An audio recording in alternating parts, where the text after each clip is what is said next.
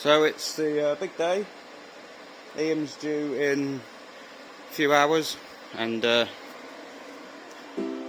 dear.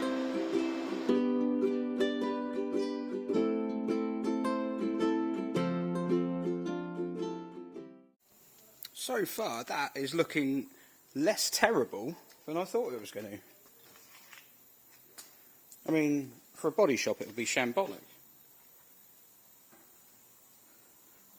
But for me, bearing in mind this will be hidden by a number plate. Yeah. Right, so yeah, I've got some lacquer drying on the boot at the moment. Ian has been, and he's popped back out again. And I thought it would be a good idea to put some oil in his gearbox, because I hadn't done it yet, and if we forgot to do it, that could go badly. I'm just looking at that and thinking, what on earth is that? That better not be the new oil I'm putting in. So yeah, it's currently pumping in at the moment. There's 3 litres in that. I think it takes 3.8. But once I've got this 3 litres in, we'll start the engine up and I'll put the second dose in, if you like, with the engine running, because apparently that's what you're meant to do. I think that's empty.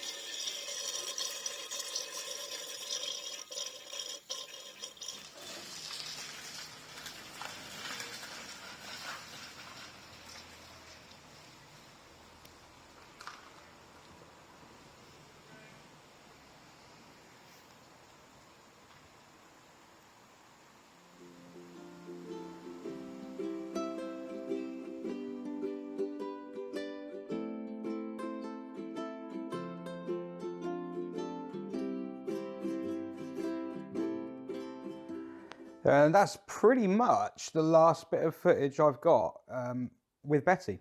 The morning came and of collection, and I'd left the gearbox empty the night before because the sealant was going off on the sump, which continued to leak, and the boot wasn't painted. I'd taken it upon myself to paint the boot. I don't know why, but I did, with the rattle can that turned out to be the same colour, even though it wasn't.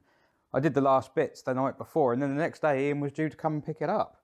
And it was all a bit of a last minute thing. There was a bit of carnage, but you know, that sort of thing happens. And yeah, managed to squeeze it through. So haven't really got a huge amount more on Betty. So I've decided what I'll do is I'll do a little bit on the SM. Because, I mean, people who watch Ford Fairmonts on YouTube, they're interested in Citroens, right? That's just a way of filling the next 20 minutes or so. And then the Betty saga is finally over. So,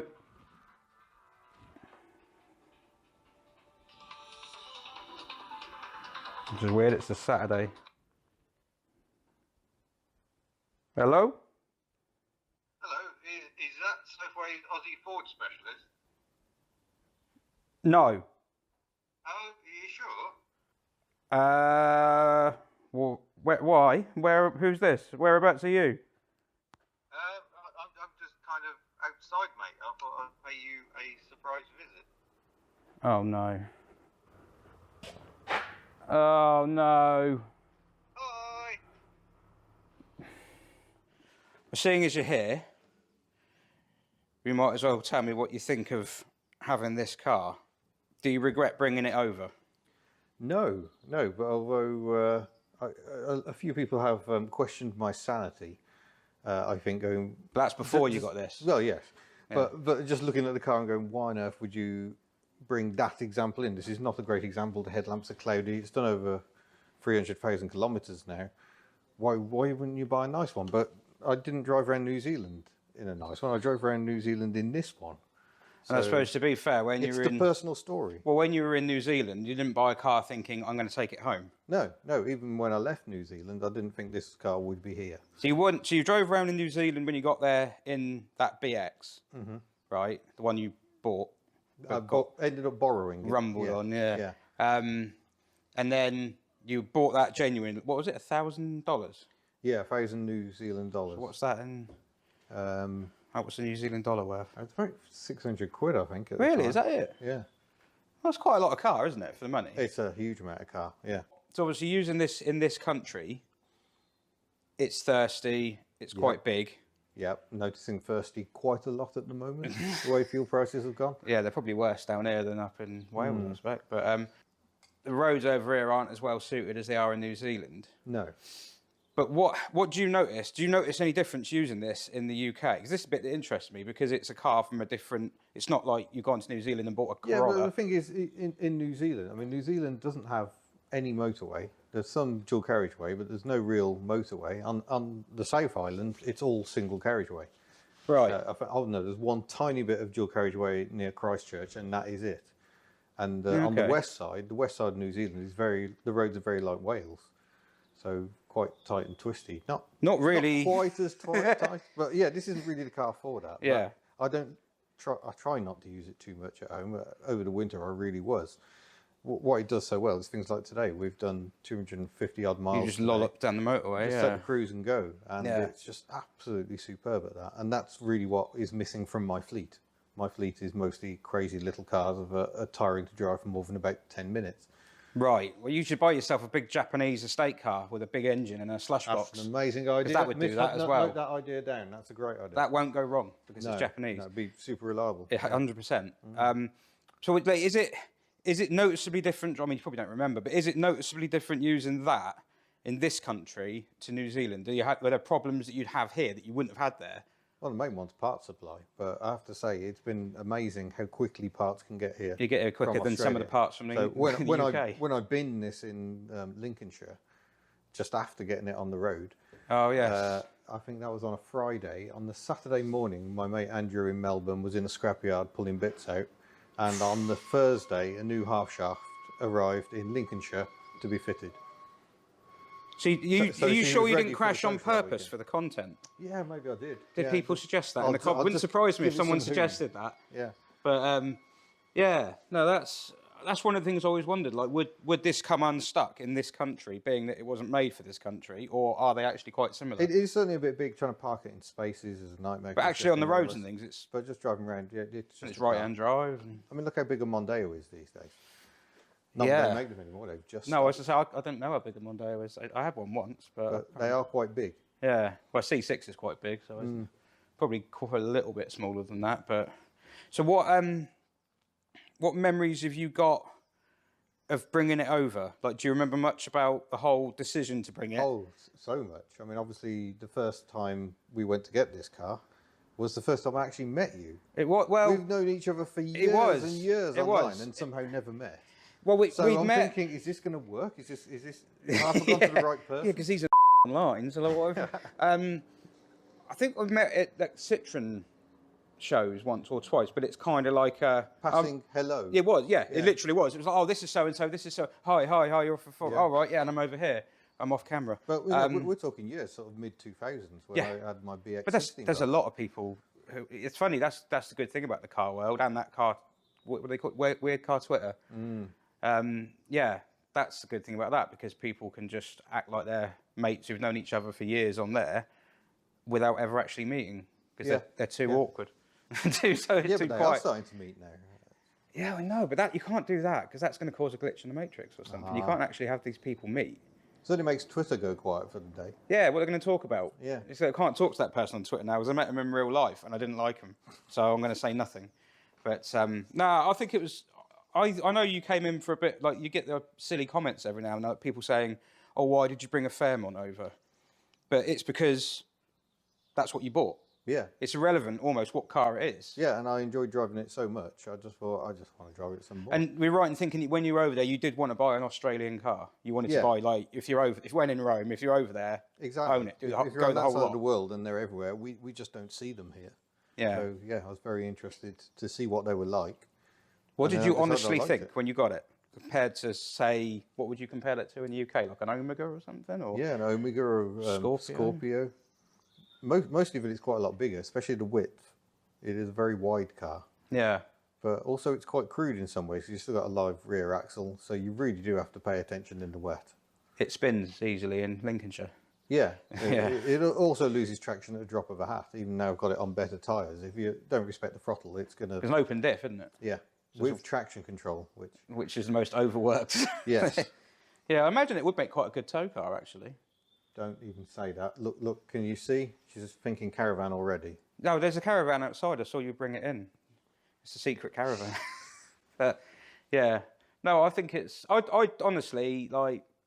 I thought it was a really cool thing. Again, the type of car was almost irrelevant. Yeah. It was just that it was so cool to have a car come from the other side of the world. I know Japanese imports do quite a lot, don't they? It's the same, same kind of distance. Yeah, I do think that. It's just like, oh, it's weird. This car had another life somewhere else, but so many Japanese you see tons of Skylines over here, and that they've all come from over there. In fact, to be honest, you see UK sold cars, like cars that were sold new in the UK that have come from that side. But it's the emotive thing, isn't it? Yeah, There's something really different about it. Yeah. But yeah, I think it was so weird to see it for the first time in the docks because I'd seen it. I'd been watching it. I'd been watching the adventures. Because I did speak to you while I was in New Zealand. Yeah. I started having the first inkling of I would like to do this. I know that was the spoiler I put on the video on the first. That was before I realised how expensive it was, and at the time it just wasn't an option. No, well, it was never sensible, was it? I mean, It's never been sensible. It would never be a sensible thing to do, but it's not about being sensible. Sometimes, No. A lot of people would go out on a weekend and rinse the money. I think I've had far more enjoyment out of it here than I ever expected, and I suspect a lot of that is just down to the power delivery. It doesn't deliver power like any European car I've ever driven. Right. 2,500 revs, and it's going for the next gear. It's got such torque. Yeah, for a petrol, that's... So, yeah, it's very peculiar. It's very, very relaxing. Yeah. Real shove when you want it, but most of the time you're just pottering about just so easily. But how does it cope with Wales with the... It's not brilliant. The handling is not great. The steering's too light. Is it better than an Invacar, though? And it's just so big. The Invacar's fun in a slightly different... No, I just meant, is it like I've got more chance of making it to the destination without... Yeah, you're not going to get blown off the road in this. Yeah. No. Do you find people know what it is in this country? That's not at all. People were coming up at the NEC and saying, "Oh, that's a Mondeo. What's that doing here?" No. It was like, no. At least 2 Mondeo comments I heard at the NEC. Did they have dark glasses on? But yeah, you see people, they do this. They see the Ford badge and then they're off around the back to have a look. There's no Ford I've ever seen. Sure, yeah, surely you would. But then you had it next to that Crown Vic. The Crown Vic, yeah. So maybe they just assumed it was another American. Yeah, a lot of that. And then they notice where the steering wheel is, and they go, "Oh no, but it can't be American. So where's it from?" Yeah, because a lot of people don't even realise Australians drive on the left like us, do they? It's only us and Malta, Sweden. Do they drive on the left? Sweden changed in 1968. Which way? What, to our way? They changed from our way to the continental way. Right. Okay. That was a fun night. So people are slowly leaving us, aren't they? The big question, would you do it again? If you could go back in time, well, firstly, if you went back in time to New Zealand, would you buy a Fairmont or would you buy something else? Oh, that is difficult because when I moved on to Australia, I borrowed a Holden, an equivalent Holden with the Buick V6 engine in it. And I really like that as well. But I think Does overall... that put you in between the two warring families? I think I prefer this because the Holden just looks like a big Omega. Right. I don't think it would stand out in the way this does. Okay, yeah, because the styling is just so unusual. That's one way of putting it. Yeah, but it masks a really good car. Yeah, it is. I mean, it is comfy. The aircon is insane. Yes. That's and it doesn't struggle in Wales. No, no, I suppose not. No, it's sort of it's barely having to try. So you don't regret buying it in New Zealand, but would you, if you went back in time, would you bring it back to the UK again, or do you think I could use that money and bought something else? Well, that's always difficult. You have to do these things from the emotional point of view. Exactly. And that feeling when we went down to the docks and caught our first glimpse of Betty parked up there. Yeah. It was just like, I know, I remember. And the response by people watching the video when I revealed it in Aberystwyth, people were genuinely stunned. See, that was it. And very emotive about it. So that's what it's about. The reveal video was that a planned thing, or was that just loosely planned? As planned as you do. Yeah, as planned as I ever do. It's just like, we should do that rather than sort of start telling the story as it comes in. We should keep it as a big reveal, right, and then tell the story. Yeah, because I was watching it thinking, like, how was he walking along there talking in front of them people? Like, they're all just members of the public, you're talking in front of them. You eventually learn to try and ignore that. Can't do that. Yeah. But then, you turn round. It was brilliant, the way it panned round. Yeah. And Yeah, that was kind of what I had in my head. I didn't know what I was going to say. I didn't know what the build up. I didn't imagine I'd actually be walking along with 2 dogs, but life doesn't always quite. Well, a mate of mine texted me, and he said, because he knew it was here, because I did tell him. And but yeah, he texted me, and he said that's hairs on the back of the neck stuff. Yeah, because if you follow it, the right way to do it. Yeah, if you follow it, if you'd followed it from New Zealand and you'd followed it all the way through, and then to see it suddenly here. But I mean, imagine there were some people who didn't realise what it was. Maybe there were some people who hadn't watched that far back. Yeah, I imagine there were. So they should go back and watch again. Yeah. They should definitely go and don't skip the adverts. Just go all the way through the adverts and let it do both the adverts. And yeah, no, I think... Of course, I guess it was even more emotional for us too, because we'd had all the issues, as you will see in videos, of immobilizers and trying to... Well, I didn't film that, but yeah. You didn't film that bit, but I still think you caught the stress of this car suddenly not starting. Having bought it from the other side of the world. And I don't think either your nor my videos of what that bit was like really caught the stress. Oh, no, I wouldn't. It was just horrific. Because it would just be me swearing into a camera if I filmed it. But you were stressed here. I was back in Wales feeling even helpless. I couldn't ask on the internet for help because the internet didn't know this car was here. Yeah. It was still all a big secret. Yeah, well, I joined a couple of forums. This has all just gone horribly wrong. Yeah, I tried joining a couple of forums. And I didn't, but you want answers there and then. And of course, forums are getting quieter and quieter because Facebook's getting bigger and bigger. And so I didn't really know what I was doing. I think I got a couple of responses. I never went back and thanked them. So I'm sorry if sorry someone watches this. But other people had been there. And yeah, it turned out it was just, there were so many different things it could be because it's an automatic. It could be the inhibitor switch or it could be the starter motor. Yeah. And then mostly the Duff battery. Yeah, and it turned out, because the battery probably died on the boat, I imagine. Yeah, it did, because I mean she was stone flat when we went to try and pick her up. With the rubber band jump leads. Yeah, which I've still got. They're still in the boot. They still work. Yeah. They didn't burn. I thought they were just going to sizzle. But and you've changed the battery clamp, I'm guessing. Might still be the ratchet strap you used.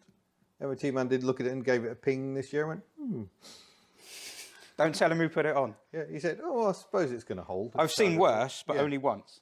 So yeah, well, I suppose it's still in there. Yeah, it's still working. It's a funny sized battery. It is. The place I rung to get the battery, I gave them the specs, and they went, "What's that on?" I said, "Have you got a reg number?" That's what they always do. Not yet. I said, "Yeah, it's AJ or whatever it was." And then and he said, "Oh, I got this one. This one is fitted to Japanese cars, but it's small." What size is the engine? 4 litre. No, it can't be right. But it's the biggest thing you can fit in there. Yeah. So yeah, I said, no, that's what it's got. Yeah, fine. It seems to, doesn't it? So you haven't had any issues since? No, I don't think we have, really, other than the transmission still leaking. We've got a transmission leak, yeah, which I did put in a video. I think I'm halfway through it, so it'll be in this video. Me fitting the sump. I think I fitted it in the last one, but I hadn't put any oil in it. Yeah. And I was putting the oil in it the morning you came. And I hadn't painted the boot. Yeah. So... It really was as last minute. It was carnage, but it worked. We were rushing to get it ready for what event were you going to? I can't even remember now. It was something you were going to take it to, wasn't it? I mean, we took it to the HubNut Social. We were thinking of taking it to Festival of the Unexceptional. We decided that was not the place. We took the Matiz there. We took the Matiz. Yeah. Yeah. So. Oh, that was because Brooklands. So I'm going to put that. I've got this little video which I'll put in if I haven't already. I don't know how I'm going to edit things because I'm not very good at it, but. There's a video, and we were all stood at the beginning because when you went to Brooklands, you couldn't get in, could you? They hadn't opened the gates. Yeah. And they were like, "Are you here for the?" Where to go? Yeah, you here for the social thing? Yeah, okay, right. We'll go, and you had to queue up along the side. So we were all stood there, and you just see Betty coming down the lane with this queue of thoroughly, I don't know, unexceptional cars behind, and it's Ian and his people, and there's just this massive queue.